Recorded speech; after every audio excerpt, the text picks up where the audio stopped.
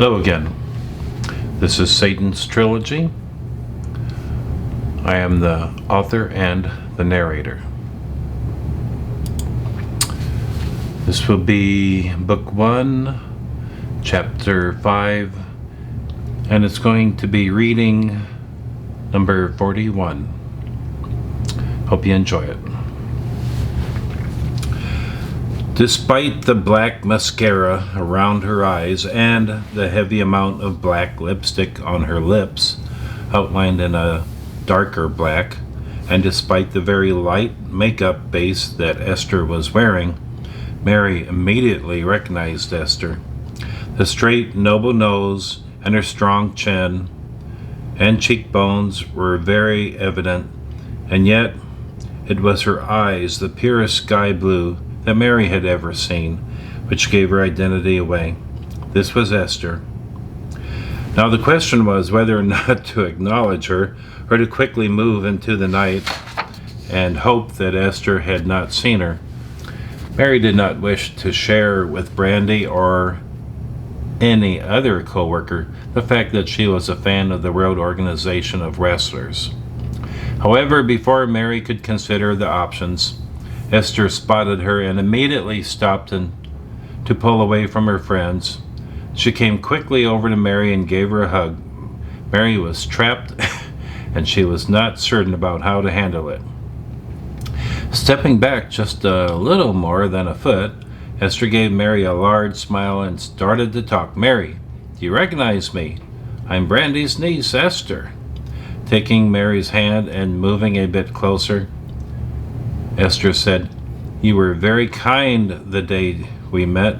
I can't thank you enough for having stayed with me while I waited for my aunt.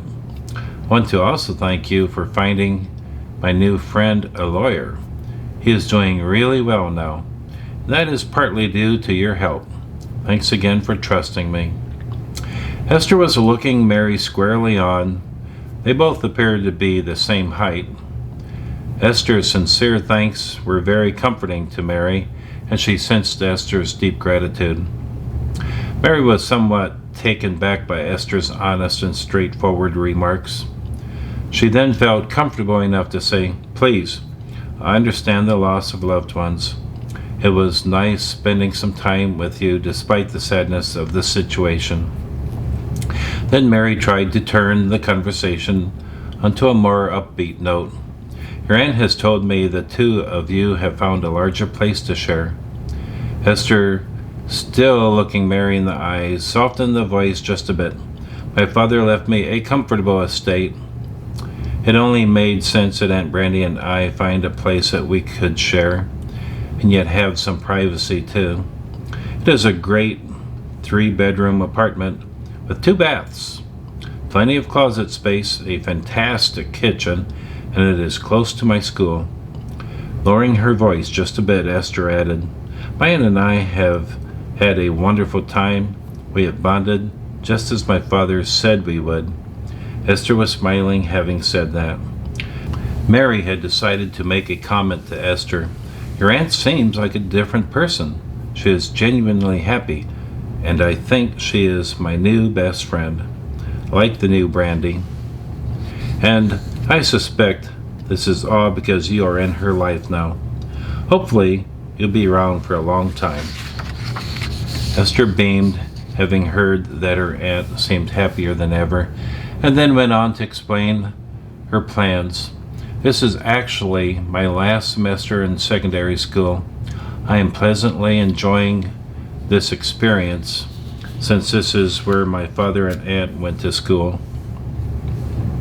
I hope to study at a local culinary school after graduation. It's a 2-year program." Glancing back at her friends, Esther knew she had to leave. "Perhaps we can get together sometime. Maybe watch some closed-circuit wrestling." Esther quickly moved away, smiling and calling back to Mary, "I'll get back to you. Let's keep this our little secret." Esther waved as she and her 2 Gothic friends, a Korean girl and a young white male, walked away with their arms wrapped around each other. Mary felt reassured that Esther was not going to discuss their encounter with her aunt. She not only felt at ease with their having spoken, but Mary was allowing her thoughts to ponder on Esther.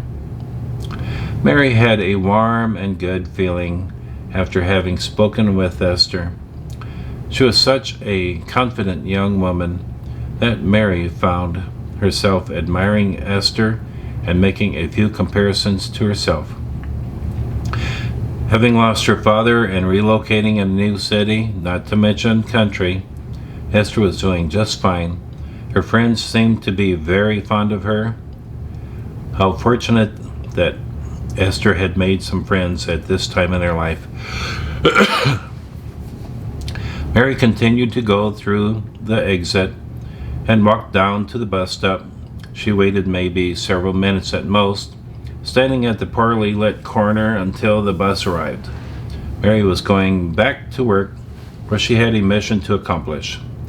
After riding on the bus for nearly 20 minutes, Mary was mildly shocked by the fact the bus arrived so quickly at the nursing home. She had been in deep thought about the night's events, in particular Esther. What more was there to discover about this remarkable young woman? Stepping off the bus, Mary held her breath as the bus pulled away from the curb, leaving a trail of exhaust fumes. Mary started to walk the 2 blocks remaining to the nursing home, with only the moon and a few street lights to light up the evening and the path ahead. Mary moved along quickly until she sensed that someone was following her. Suddenly in front of her, someone stepped out from behind a tree and blocked her path.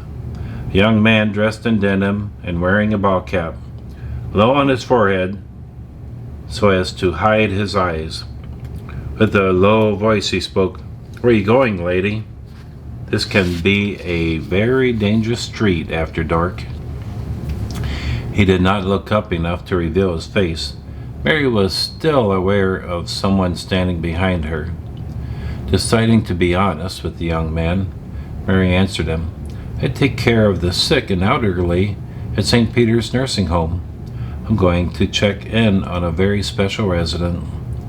The young man suddenly changed the tone of his voice. "Lady, if you want to arrive at work in one piece, then you will leave your purse on the sidewalk and leave." Mary sensed that she was dealing with a couple of young and immature punks. They were very likely capable of wetting their pants should she deal with them harshly.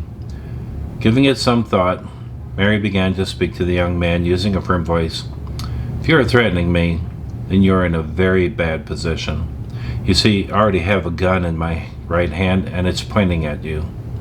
The young man did not say anything, but he did lift his head enough to see that Mary was indeed pointing a gun at him. She had it close to her side. He had no idea where or how she had pulled the gun on him, or where it came from. Mary spoke again. "Your friend behind me is most likely a bigger punk than you. If he has any sense at all, he'll disappear in the next few seconds." Immediately, when Mary stopped speaking, the shadow disappeared, and fast footsteps could be heard fading away. Mary started to question the young man in front of her. "Have you seen much death?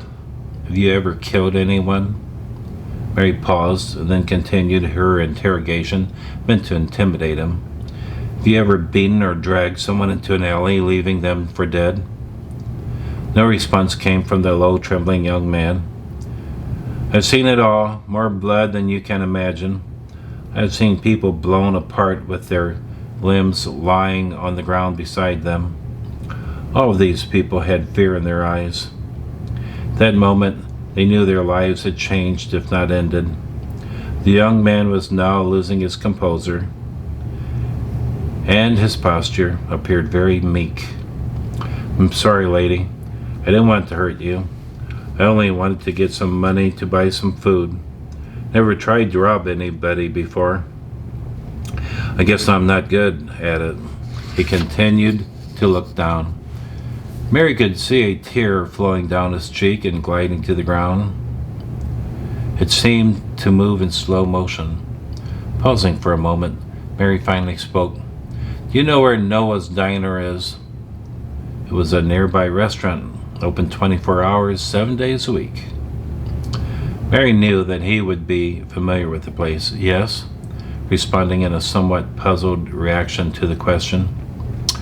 "Go there tomorrow and tell them Mary M. wants to buy you a lunch. And when you are done eating, ask for the manager. Pete's his name. Ask Pete for a job. Tell him Mary M. sent you." Mary then walked past the young man, never seeing his face. She added as she passed him, "Pete's a good man. If you disappoint him, then you'll disappoint me." The young man listened to the footsteps of Mary walking down the path. He was frozen in his stance. He never looked down the barrel of a gun, and certainly not one so close. As the footsteps faded, his rigid body started to relax. He was glad to be alive, fearing tonight would become the worst night of his life. It took a minute, but as the fear left him, he started to leave. The night air was chilly. Placing his hands into the pockets of his jacket, he felt something. Pulling it out, he found a $100 bill. "My God," he said aloud, quickly realizing his intended victim had become his benefactor. "How did she do that?" he asked himself. I'm going to stop right there. That was reading 41, chapter 4. Or no, that's chapter 5 actually. And book 1. Hope you enjoyed it. Till next time, take care.